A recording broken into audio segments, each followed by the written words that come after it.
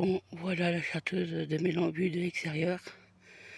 Chapelle ou église transformée en musée.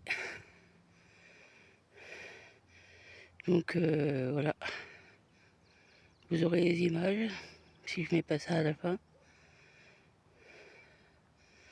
Donc voilà, c'est à côté il y avait un orphelinat. Bon, ça c'est les restes, mais il se trouve qu'il a brûlé en 1967 et ça a tout été rasé. Ça a été dramatique dans le coin parce qu'il y a eu plusieurs dizaines d'enfants morts à l'époque lors de cet incendie. Donc bah voilà. Donc j'ai pris quelques brochures pendant la visite et j'essaierai de tout mettre dans la vidéo. A plus.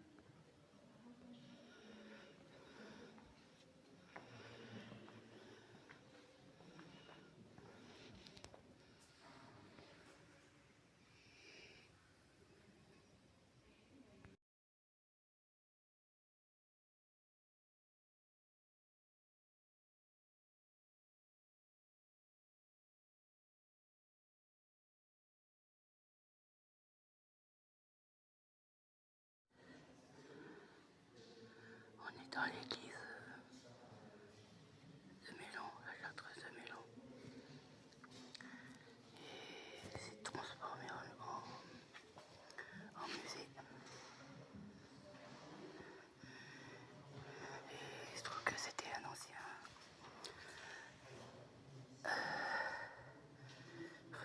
endroit pour accueillir les petits jeunes. Donc voilà. Si vous voulez lire, vous mettez en pause. Et oui, moi j'ai pas trop le temps de le lire.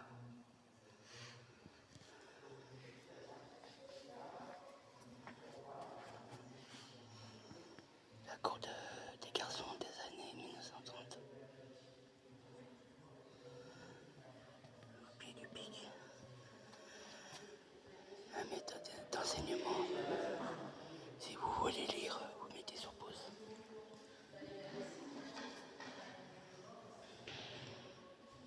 Les photos d'époque. Si vous voulez lire aussi, vous mettez sur pause. J'ai pas le temps de lire.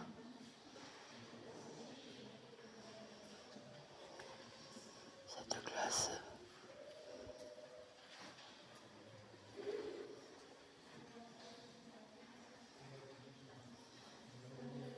Là, si vous voulez lire aussi, vous mettez sur pause.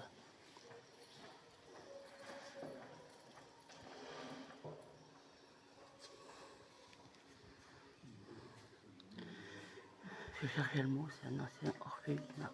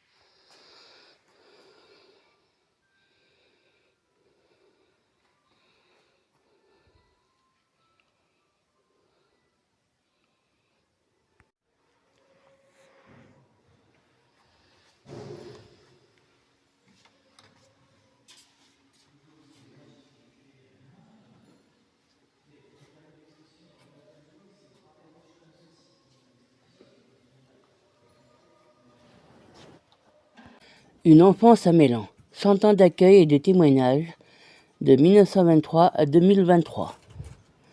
Riche de plus de 700 ans d'histoire, la Chartreuse de Mélan fut tour à tour monastère, petit séminaire, orphelinat et aujourd'hui site culturel. En partenariat avec l'association des élèves, anciens élèves et amis de Mélan, le conseil départemental de la Haute-Savoie commémore le centenaire de l'ouverture de l'orphelinat de Mélan en 1923. Pour marquer cet événement, sont réalisées une exposition temporaire, une œuvre d'art commémorative pour le parc de sculptures contemporaines du site. À partir de nombreuses photographies, archives, témoignages et objets d'époque, l'exposition Une enfance à Mélan dévoile le quotidien des pensionnaires de l'orphelinat Les Mélanais de 1923 à 1967. Les mémoires de cette époque traversent ainsi les années, alors que la maison de l'enfance et de la famille installée à l'entrée du site depuis 1969 poursuit la vocation d'accueil et d'aide sociale à l'enfance de Mélan. Mélan, monastère chartreux. La Chartreuse de Mélan est fondée à la fin du XIIIe siècle par Béatrice, dame de Faucigny, pour abriter une communauté de religieuses de l'ordre des Chartreux. Le monastère est construit en agençant des bâtiments conventuels, dont le plus sacré est l'église, et des bâtiments à vocation agricole pour transformer et stocker des produits issus de l'exploitation de son domaine. Afin de répondre à l'idéal spirituel de l'ordre, le monastère accueille également une communauté de moines chartreux. La présence des deux communautés entraîne une partition particulière des espaces afin de respecter une séparation stricte entre les femmes et les hommes, même à l'intérieur de l'église.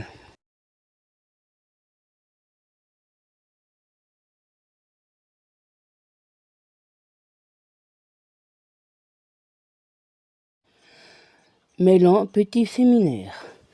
En 1792, les religieuses sont chassées des lieux à la suite des lois révolutionnaires. Quelques années plus tard, en 1804, les bâtiments du monastère sont achetés par l'abbé Marin Ducret afin de fonder un collège intitulé Petit Séminaire. Dès 1806, suite à un incendie en 1910, tous les bâtiments se surélevés d'un niveau, donnant ainsi à la Chartreuse l'apparence qui sera la sienne jusqu'à sa démolition en 1967. Plusieurs congrégations religieuses se succèdent à la tête du Petit Séminaire, qui accueille jusqu'à 260 élèves. Le Petit Séminaire ferme ses portes en décembre 1906, en raison de l'application de la loi de séparation de l'Église et de l'État. 1910, la genèse de l'orphelinat. Depuis 1793, la nation a l'obligation de prendre en charge les enfants abandonnés. Les départements doivent alors se doter d'institutions d'accueil. À l'occasion de sa visite en Haute-Savoie pour le 50e anniversaire du rattachement de la Savoie à la France en 1910, le président de la République, Armand Fallières, annonce le soutien de l'État pour la création d'un établissement de bienfaisance. Dans ce contexte, le Conseil général de la Haute-Savoie choisit en 1913 d'implanter un orphelinat dans le domaine de Mélan. Il ouvre ses portes en 1923, après une longue série de travaux ralentis par la Première Guerre mondiale. 1923, l'ouverture de l'orphelinat. Le 1er octobre 1923, l'orphelinat départemental de Mélan ouvre officiellement. M. Ulysse Bouvet est le premier directeur de l'établissement, sous la supervision d'une commission de surveillance présidée par le préfet. Le directeur a la tâche d'organiser la vie de l'établissement. Il doit recruter le personnel nécessaire à l'encadrement et à l'éducation de 150 enfants accueillis, appelés les Mélanais. Il assure aussi le bon fonctionnement de la ferme et des dépendances. En 1925, cet établissement public devient mixte et un des rares orphelinats du département à accueillir des fratries. L'arrivée. L'orphelinat accueille des enfants de tous les départements, orphelins de père, de mère, de guerre, ou dont les familles ne peuvent assumer la garde.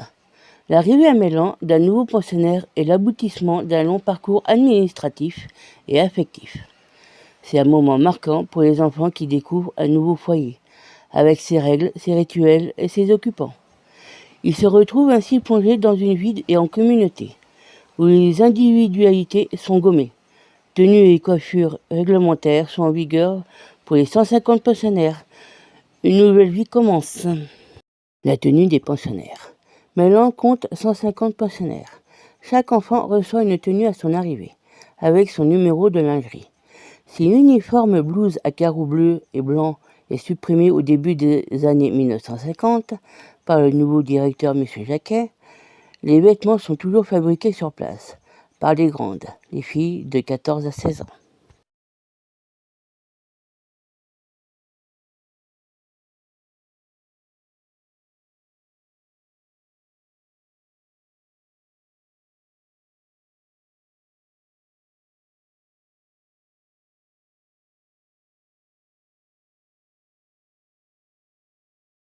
Monsieur Poncet, cordonnier. Alors arrivés, les enfants se rendent chez le coiffeur. Crâne rasé pour les garçons et cheveux au carré pour les filles. Puis c'est la douche. À la lingerie, les enfants reçoivent leurs vêtements et leur uniforme. Enfin, un passage chez le cordonnier est de mise pour recevoir leur paire de chaussures. Des sabots en cuir avec semelles en bois. Monsieur Poncet, en bras de chemise, tablier de maréchal Ferrand sur le ventre. Il me regarde béatement, l'homme de l'art crache son mégot. Son regard cherche mes pieds, les mesure à vue d'œil, plonge sa main dans une étagère derrière lui et retire une paire de chaussures, qu'il me jette aux pieds en annonçant « Enfile ça, morveux !» Citation de Jean Genoux Duvaillet, pensionnaire de 1934 à 1938. Amener l'eau à Mélan. Dès le Moyen-Âge, l'eau est captée dans le bourg de Taninges, dérivée en direction de Mélan. Elle alimente plusieurs infrastructures hydrauliques comme des moulins et des martinets de forge. Ce bief, appelé Bézières, est remis en état afin d'alimenter dès 1923 une dynamo qui produit l'électricité nécessaire à l'orphelinat. Installation très moderne pour l'époque. Travaux et rénovations. Afin d'offrir aux enfants de bonnes conditions de vie, les bâtiments qui abritaient quelques années auparavant le petit séminaire sont remaniés. Les espaces les plus vétustes au sud, qui accueillaient au temps du monastère les moines de Chartreux, sont démolis. Les espaces de vie, comme les dortoirs et les réfectoires, sont rénovés et mis aux normes. Les espaces pour le personnel sont aménagés. Après l'ouverture, les travaux continuent avec la réfection des toitures et l'installation de nouveaux sanitaires. En plus des bâtiments, le domaine de Mélan compte d'immenses jardins et une exploitation agricole de plus de 29 hectares, qui doit subvenir aux besoins en nourriture de l'établissement.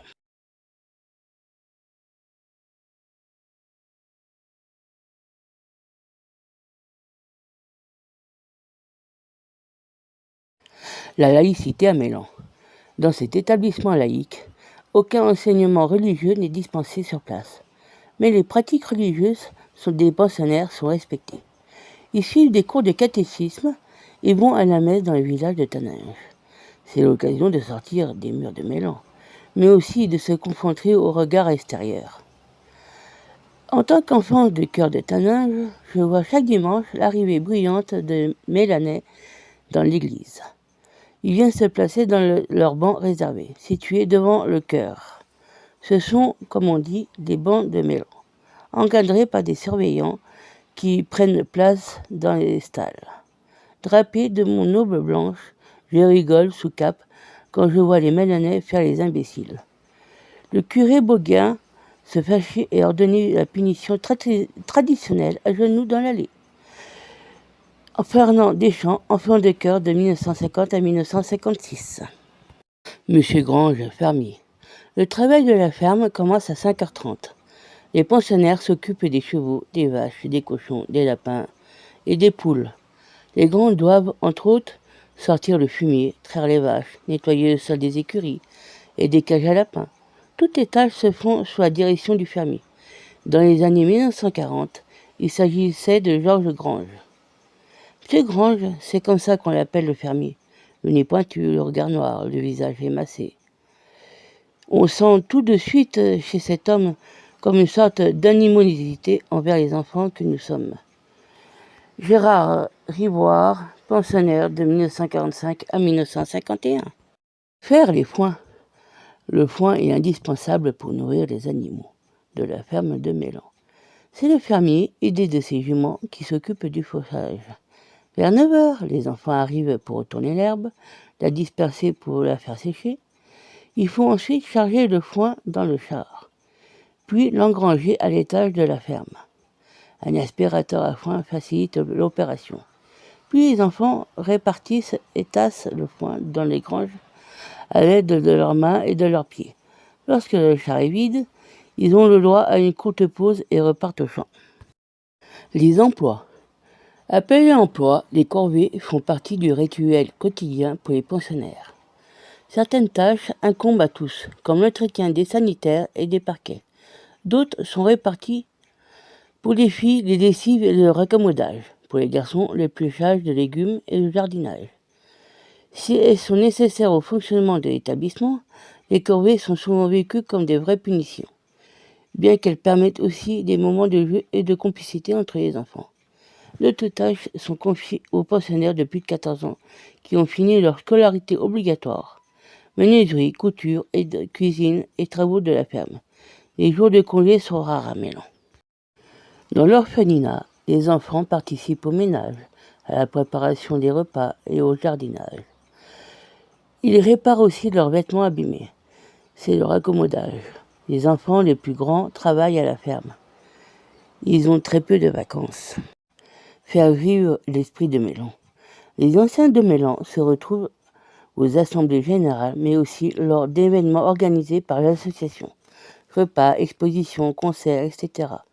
Pour les 80 ans de l'ouverture de l'orphelinat, une exposition photographiée a été réalisée. C'est l'occasion de retrouvailles émouvantes.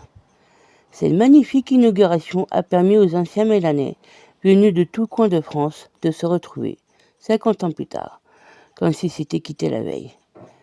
C'est cela l'esprit de Mélan. Extrait du livre « C'était Mélan ». Les actions de l'association. Au-delà des actions de soutien humain et financier aux anciens pensionnaires, l'association a à cœur d'ouvrir aux enfants de Mélan de vraies vacances. En 1962, l'association acquiert un chalet dans la station des Jets. Ainsi, pendant la période hivernale, les enfants peuvent découvrir les joies de la neige et du ski. Au cours de l'été, les enfants profitent également de nombreuses activités de plein air.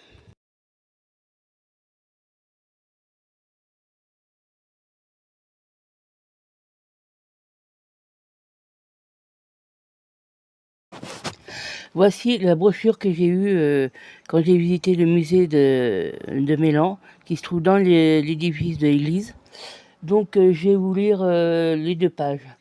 Bienvenue à la Chartreuse de Mélan. Fondée à la fin du XIIIe siècle par Béatrice de Savoie, le monastère de Mélan accueille une communauté de religieuses de l'ordre des Chartreux.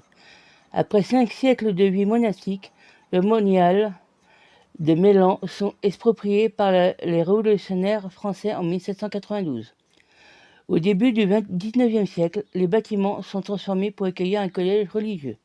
Suite à la loi de la séparation de l'Église et de l'État, le Conseil général de la Haute-Savoie devient propriétaire de la Chartreuse de Mélan en 1913 et y ouvre un orphelinat.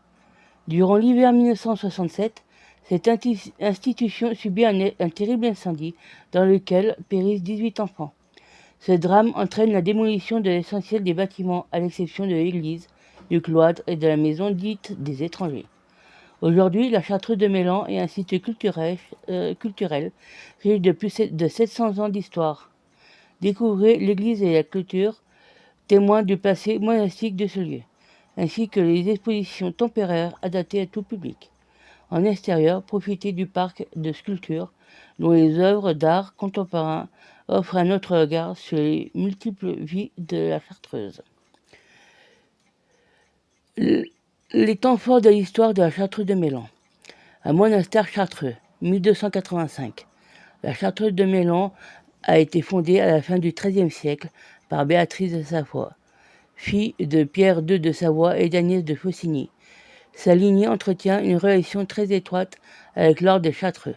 Son aïeul, Aymon Ier de Faucigny, a fondé la Chartreuse du Reposoir, Haute-Savoie. Son père repose à la Chartreuse de Pierre-Châtel, et sa fille est cofondatrice de la Chartreuse de la Salette, Isère. L'acte de fondation de la Chartreuse de Mélan prévoit que le monastère accueille 40 moniales et 7 moines de l'ordre des Chartreux. Un lieu d'enseignement, 1804. Confisqué lors de la Révolution française, le monastère et ses proches descendants sont divisés en 20 lots et revendus à autant d'acquéreurs. Au début du XIXe siècle, Marin Ducret, prêtre et enseignant au collège religieux de Sallanches, entreprend le rachat du monastère de Mélan pour y transférer le collège Saint-Anchard. Le collège de Mélan ouvre en 1804. Il est requalifié en petit séminaire en 1808. Lieu d'accueil et de protection de l'enfance, 1923. Suite à la promulgation de la loi de séparation de l'Église et de l'État en 1905, le petit séminaire est contraint de fermer ses portes. En 1913, le Conseil général de Haute-Savoie acquiert les bâtiments de l'ancien monastère pour y fonder un orphelinat, laïque et mixte, qui ouvre en 1923. Les pensionnaires, dits les Mélanais, y sont scolarisés jusqu'à leur certificat d'études. Ils participent aux travaux de la ferme et du jardin potager. Ils pratiquent aussi des activités sportives et culturelles. Et comme vous pouvez voir en bas, il y a un fresque de 1885 jusqu'à 1969, date de la construction de la maison de l'enfance et de la famille de Mélan. Donc voilà, je vous mettrai en deux parties à la fin pour que vous voyez plus clair les noms et tout ce qui s'ensuit jusqu'à 1969. Donc je vous laisse là, et juste après il y a la fresque. Bon visionnage et à bientôt.